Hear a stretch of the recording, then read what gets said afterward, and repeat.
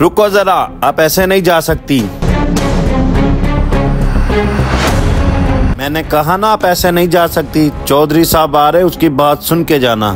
जब इंसान अल्लाह ताला से तौबा करता है ना, तो फिर अल्लाह ताला बंदे को माफ कर देता है। बेशक।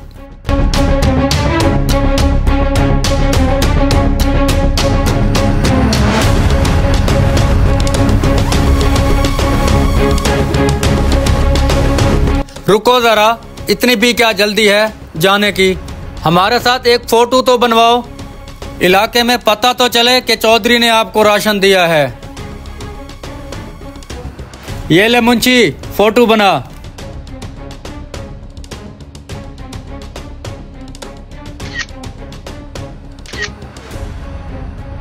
मुंशी फोटो सही बनाना। रुक रुक यार, इसकी भी बनाना।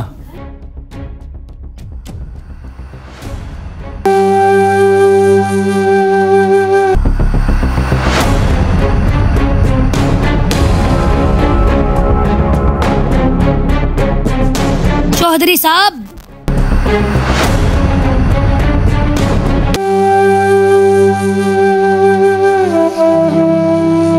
चौधरी साहब, जब तक आप जैसे चौधरी हैं, गरीब की बेटी की इज्जत महफूज नहीं रह सकती। बच्चे, तुम कहना क्या चाहते हो? एक तो हमने नेकी की, उसको राशन दिया खाने के लिए, उल्टा तुम कह रहे हो कि इज्जत महफूज नहीं रहेगी। तुम मौलवी कभी सुधर नहीं सकते। जनाब, आपने नेकी नहीं की, एक खातून की इज्जत पमाल की है, मजाक बनाया है उसकी गरीबी का। अपनी इज्जत बढ़ाने के लिए उसकी इज्जत खराब की। ये नेकी नहीं, दिखावा है कि इलाके में बल्ले बल्ले हो जाए। नेकी तो वो थी जो हजरत इमाम ज़ैनुल आबिदीन करते थे।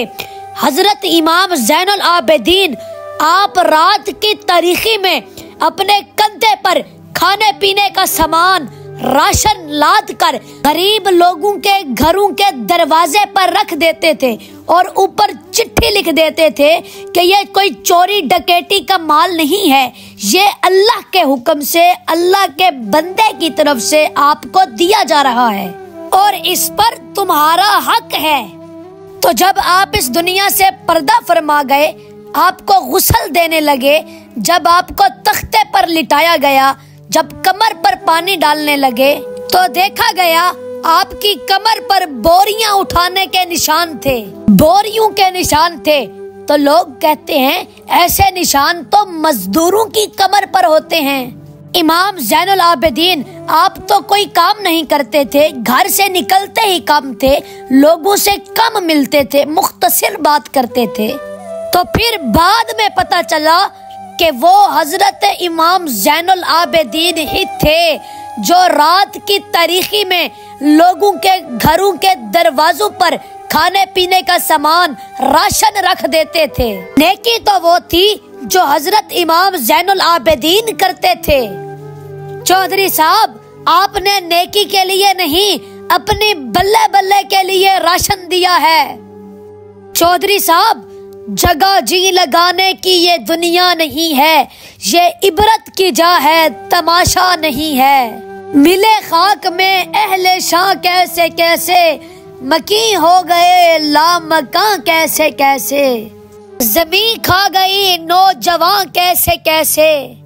जगह जी लगाने की दुनिया नहीं है, ये इबरत की जा है, तमाशा नहीं।